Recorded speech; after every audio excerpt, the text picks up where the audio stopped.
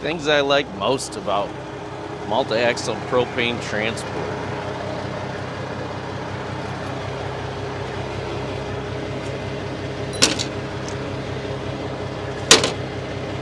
First thing, it's like a semi-retirement job. What I mean by that is like, you know, when you move up the ranks and you do less but get paid more, kind of like that.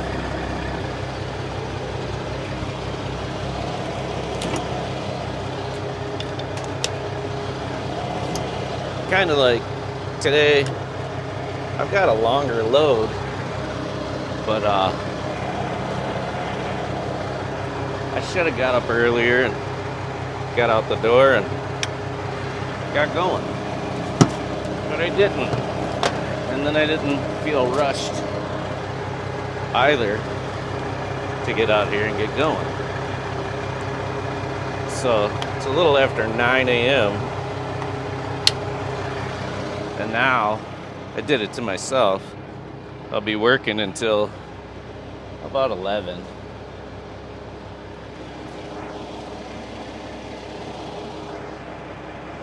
Let's give it some air. You see me limping. I pulled the tendons and ligaments in my foot. Cased it jump on the dirt bike.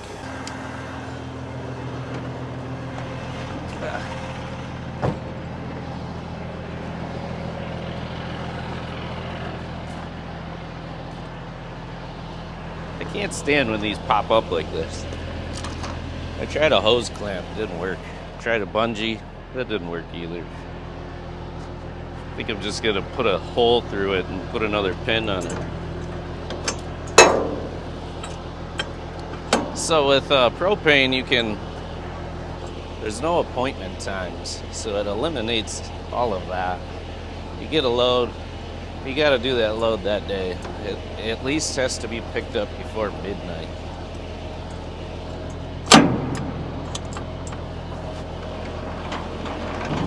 You can drop the load off whenever you want. You can pick the load up whenever you want. There's no one there that's got to hold your hand with any of it. You just go and do it and get it done.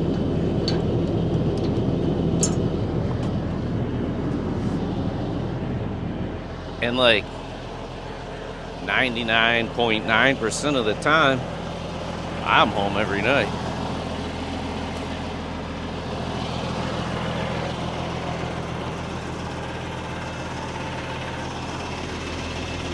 I'd say that's my favorite part about it. As a little kid, my dad's he's done motocross, and he's always had toys. You know, we had mini bikes and dirt bikes and three-wheelers, and we had a ton of stuff. So, like, you know, as a tiny little guy at 3 years old, I was driving around on three-wheelers and four-wheelers and snowmobiles and dirt bikes and whatever there was. So, like, that's all I ever wanted to do. And now here I am, just doing it. And, you know, if you love to drive, the best thing you can do is just get behind the wheel of a semi-truck that you can drive all the time, right? And another funny little story, when we used to bug my mom, she would always tell me to go play in traffic. She's like, why don't you go outside and play in traffic? So I grew up to play in traffic for an income. Not much of one, but it makes me happy, right? And trucks, man, I had a babysitter back when I was a little guy, and she would take us to the front of the trailer park down in Pontiac, and we'd watch the trucks go by. She was like a southern lady. Her name was Marlene. When I was a little kid, I had a southern accent, even though I'm from Michigan, because I, you know, Had a babysitter with a southern accent, so me and Marlene would go out there and we'd watch the big trucks go down the road and get them to blow the horn. I loved it. I mean, I like motors, not so much the new ones, but here I am with the 2015 ISX 550. She got an 18 speed in her though, 370 rear ends, and it makes noise, we'll just say that. It is now Monday. I'm loaded up with a different load. This one's going over by Ithaca, Michigan. It's raining once again. Didn't say anything about rain today. It's cloudy and sunny and rainy. What do you guys like most about trucking or driving or vehicles in general? What brought you to this channel in the first place? I'm documenting like me getting through the struggle of like, you know, what I'm going through. And I did have someone comment on the last video of Broke Owner Operator, the motor blowing up was a little vague, I guess. So I guess I'll kind of get into detail on that. I had all of us propane guys wave at each other. It's like old school truck driving. That's another thing I like about it. I had my fuel pump was going out, and I took it to the shop and I told them I think the fuel pump is going out, because like, you know, you hit the pedal and it started to pull, and then it started acting weird. And then finally I wound up with a check engine light, and it still like somehow went into like a D-rate mode. So I took it in and they changed a couple of sensors and cleared the codes. So it really didn't make sense to me or the mechanic working on the truck of like how I could drive a half a day before it did it again. And then I took it back, and he changed the wiring harness, just rebuilt the whole thing. And you know, I drove for a half a day hauling heavy, and it did it again. So I went back and we tested the injectors, and you know, they didn't come out right. Had a couple that weren't reading properly. I'm no mechanic, but I was like, still like, you know, if the fuel pump isn't working properly, wouldn't the injectors not read properly, right? So $7,000 changed the injectors. So at this point, I'm already spending money that I don't want to be spending on parts that don't need to be replaced. So then, let's see, then I drove again, new injectors, problem happened again, finished my day up, and then we changed the fuel pump. Now the problem's solved, it's gone. But in that during the times that I would run it and it would like derate, I would have high crankcase pressure and low oil pressure. So that was tearing the motor up. I mean, like 20 pounds of oil pressure for like a 12-hour day. I shouldn't have ran the truck, so it's quite partially my fault. And then I went to get loaded after we changed the fuel pump, and the truck wasn't giving me any problems. I shut the truck off and loaded, and then when I started the truck, it just filled the whole parking lot of the loading facility with like blue-brown smoke.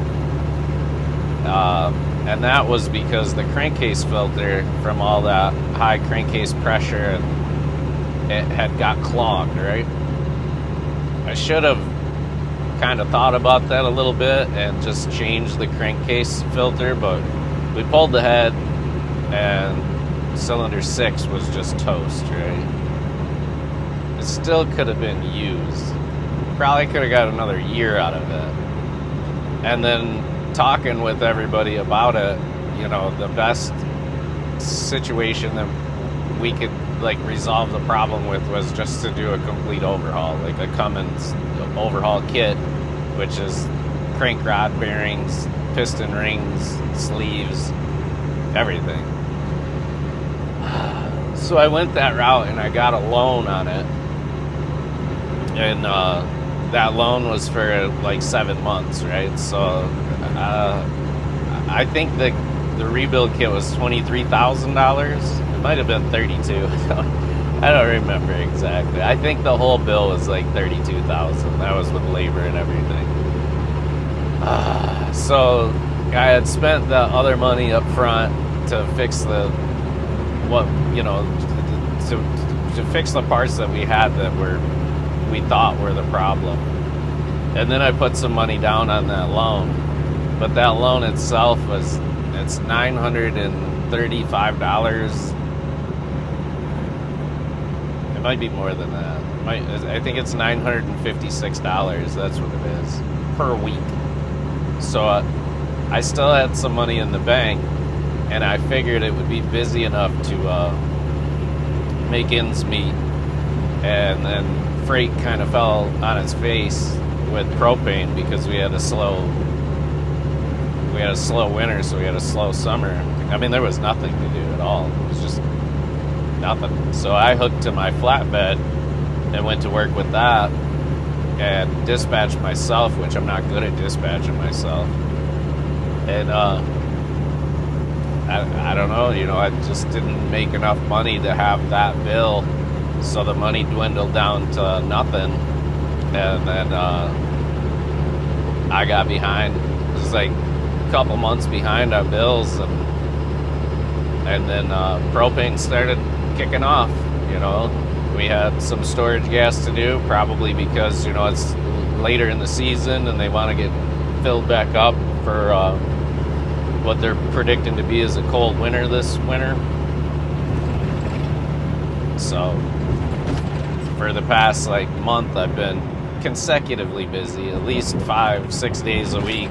Not as busy as we are in the wintertime, where you do 2 loads a day, and I mean, you just make a fortune in the winter doing this. So there you go. That's how that worked out. I think that's as much detail as I can give of how I went broke. I really, actually, when I started back on YouTube with the last video, had intentions to make these so if there is struggling owner-operators, they can come and watch these videos and hopefully see that, maybe they'll be able to, they might be able to make it through it also. Don't give up. Keep trying. Something will change, right? Either the market will go up, or maybe you can, get into a different freight. You can haul something like propane or milk. Milk's always busy. Shit, milk costs more than propane, So there's other options. You just gotta kind of don't continue to do the same thing you're doing if it isn't working out, right? So there you go.